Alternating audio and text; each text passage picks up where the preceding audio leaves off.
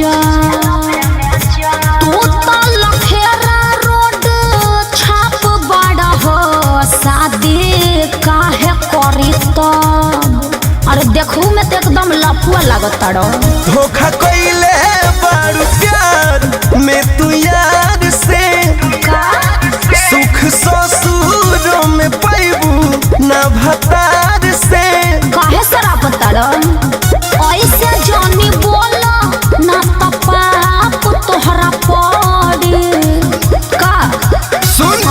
तू जाएगी तो दूसरी आएगी जहिया से नुरा तो हर पड़ी तहिया तिलक हमरो चढ़ी जहिया से नुरा तो हर पड़ी तहिया तिलक हमरो चढ़ी जहिया से नुरा तो हर पड़ी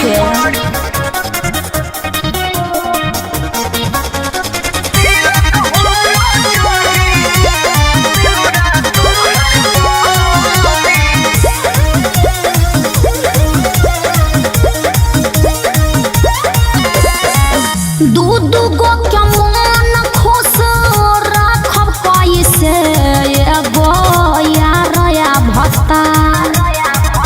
जानी है या पंकज तब जिए नदी है सैया दीपक दिलदा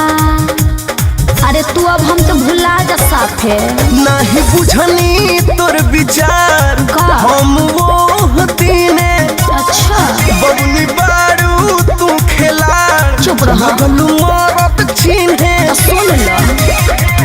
आज कल का फैशन है ये बात नहीं खबरी तेरे पास घमंड है तू मेरे पास अच्छा